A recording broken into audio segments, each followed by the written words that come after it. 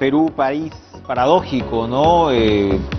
Había obtenido, al menos pues reconocido por organismos internacionales como el PNUD en los últimos años, mejoras importantes en materia social, la reducción de la pobreza, digamos, multidimensional, ya no solamente la monetaria, sino la que mide otros factores, había sido reconocida por estos organismos justo antes de la pandemia como una reducción sostenida. Evidentemente eso no solamente no fue suficiente, sino que la pandemia evidenció las grandísimas desigualdades y las grandes miserias también que se pueden observar en un aparato público como este. La consecuencia es que un 58-60% pide cambios importantes al modelo sin cambiarlo, un 33 o algo así según las encuestas sí pide un cambio del modelo, mientras que un 7-8% demanda que se mantengan las cosas como están. Evidentemente el cambio es la palabra del momento, el clamor del momento, y la respuesta por el otro lado es cambio hasta dónde y por dónde y cómo. Vamos a conversar con Kurt Burneo, economista, profesor de Centrum Católica, para poder realmente avisorar cómo podrían darse estos cambios, hasta dónde y en qué sectores. ¿Cómo está, Kurt? Buenas noches, gracias por estar con nosotros. Gracias por la invitación. Bueno, cambio. El modelo está en cuestión y a veces en la campaña no se llega a centrar del todo cómo podría darse ese cambio sin, como dicen, tirar la estantería al piso. ¿Cómo observa usted esta situación y esta demanda? Bueno, yo creo que tiene múltiples asideros. O sea, por el lado de la población, cuando se observa, por ejemplo, una suerte de absoluto abandono en la parte de salubridad, es decir, cuando el Estado no tiene en cantidad y calidad para ofrecer servicios de salud a los ciudadanos, y adicionalmente al tema de la pandemia y a casi ya nula disposición de oferta de servicios de salud para la gente, se le suma el desempleo, 3,5 millones de nuevos desempleados. Entonces evidentemente la gente dice, el modelo económico como que no me está ayudando, o no me permite resolver cosas tan básicas como el tema del empleo y el tema de la salud. Y para poner en números, si uno mira entre el 2010 y el 2019, ¿cuánto creció la economía? En términos acumulados creció casi 55%.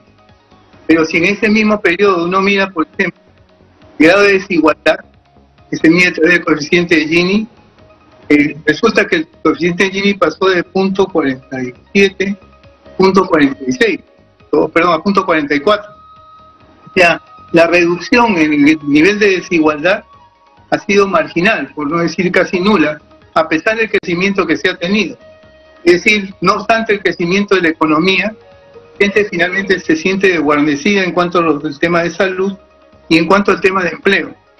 De ahí viene el interés por revisar por qué este modelo, ¿no es cierto?, este modelo que asumimos con la Constitución de hace 30 años, finalmente no, parece que hay una desconexión entre lo que es crecimiento económico y lo que es una menos desigual distribución del ingreso.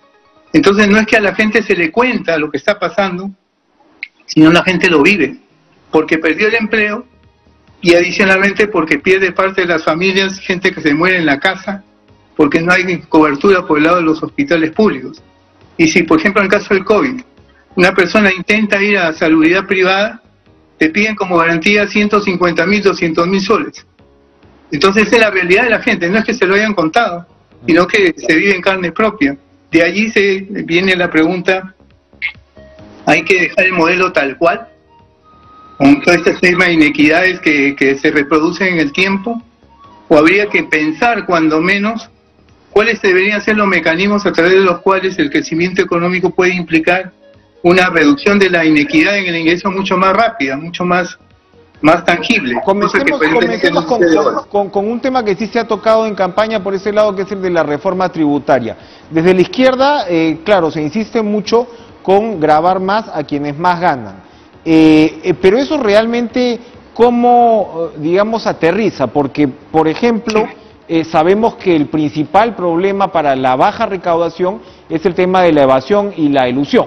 ¿no?, que estamos hablando de varios puntos del PBI. ¿Se necesitarían nuevas tasas o habría que ajustar más esto que estamos hablando, pues que si se suma evasión y elusión por el lado tanto de IGB como por el lado de renta, pues estamos hablando prácticamente de la mitad del presupuesto público para este año? ¿Se necesitaría gravar más a quienes más ganan o ajustar más sobre lo que ya está puesto sobre la mesa? Lo pongo de esa manera. Todos aceptamos que en términos de la carga tributaria tiene que haber un principio, vamos a decirlo así, que donde se señale que quien tiene más ingresos o hay una mayor percepción de ingresos, la tasa debería ser mayor, o sea, lo que da progresividad. Eso existe. O sea, si uno mira el impuesto a la renta, las tasas que se aplican sobre las personas naturales y jurídicas van de la mano, vamos a decirlo así, con la magnitud de los ingresos. Pero también hay situaciones particularmente extraordinarias, como por ejemplo lo que pasó en el 2011, cuando establecimos un impuesto extraordinario a las empresas mineras, debido a que los precios de los metales estaban en niveles bastante altos, sin que hayan tenido arte ni parte las compañías mineras, era renta pura. Y ese impuesto duró en la medida en que había un rango establecido para el caso de los precios de los metales. Poniendo las cosas en términos más actuales, ¿qué duda cabe, por ejemplo, que los bancos, a las empresas del sector retail, a lo que es farmacias, digamos, en sentidos formales, les ha ido muy bien, digamos, durante la pandemia? No es cierto que en la pandemia todas las empresas perdieron. Empresas de estos sectores, evidentemente que les ha ido muy bien. Entonces una pregunta podría ser, ¿por qué no buscar, por ejemplo, establecer un impuesto extraordinario, dado, digamos, esta coyuntura donde finalmente las ventas, por ejemplo, los servicios de los bancos, no ha respondido a que los bancos han sido más competitivos, sino simplemente había una mayor necesidad como consecuencia de la pandemia para poder demandar más servicios financieros, y eso ha significado una mejora en los estados financieros de los bancos espectacular. ¿Por qué no establecer un impuesto extraordinario, dada esta situación de coyuntura? Bien. Porque si hay una cosa que debo decir, que el próximo gobierno iba a tener uno de los problemas, aparte de la pandemia, es el tema fiscal. La recaudación no se recupera, y en cuanto a lo que usted me está mencionando, ¿cómo, por ejemplo, convencer a la gente que tenga conciencia tributaria cuando está disconforme en cuanto a la cantidad y calidad de los servicios que presta el Estado? Tan simple como eso. Ahora, con respecto al tema de los servicios, otro punto que también complejiza el debate es el de la descentralización, porque hemos recibido en los últimos días las noticias de cuánto dinero ya se ha transferido en los últimos 3 meses, de un lado de canon, de sobrecanon, a gobiernos regionales, a gobiernos subnacionales, y de otro lado también hemos visto, si bien por un lado un récord en inversión pública, también vemos grandes desigualdades, es decir, la descentralización no ha caminado, y en muchos casos los departamentos donde el señor Castillo barrió en primera vuelta son los departamentos con peor performance de gobiernos subnacionales. ¿Cómo ajustar esa parte? Bueno, está claro que el proceso de descentralización iniciado en el 2004 no ha tenido los resultados que se hubiesen preferido. Cuando usted le pregunta a la gente en las regiones, ¿siente usted en el momento en que existen los gobiernos regionales, ha cambiado sus condiciones de vida? ¿Mira usted un Estado más presente, vamos a decirlo así? La respuesta es no. Lo que ha pasado sencillamente es que en cuanto al proceso de descentralización se transfirieron competencias, se transfirió dinero, pero no se transfirió capacidad de gestión. Por eso que usted ve, digamos, que una cosa generalizada a nivel de los gobiernos regionales y también locales, dicho sea de paso, es la falta de ejecución presupuestal. Sencillamente las capacidades de gestión son bastante reducidas, vamos a decirlo así, y obviamente la consecuencia de eso es sencillamente que en el nivel de las regiones se ha reproducido quizá en menor cuantía, en menor magnitud, pero se reproducen las taras del gobierno nacional. Al final, la lógica de la descentralización era tener un Estado más cercano para la gente y más cercano para resolver necesidades. Lamentablemente eso es lo que no ha sucedido, ¿no? Entonces yo creo que había que repensar también el proceso de descentralización, dado los resultados que tenemos ahora. Otro concepto que se confunde o se pierde un poquito en una campaña tan polarizada como esta, es uno como el de la meritocracia. O sea, el Estado también había ido avanzando en una línea, y esto nos referimos, por ejemplo, incluso a la reforma educativa que el señor Castillo combatió con ahínco en su momento, pero también ahora mismo vemos como el Ejecutivo anuncia que la ley que elimina los CAS van a recurrir al Tribunal Constitucional para evitar que se ponga, precisamente por un punto que usted acaba de tomar. De tocar, estamos hablando de aproximadamente 3.600 millones de soles que no estaban contemplados en los presupuestos, en una situación de recaudación, digamos, a la baja. Este oro y el moro, con términos a lo que se puede hacer en el Estado, también tiene sus limitaciones, ¿no?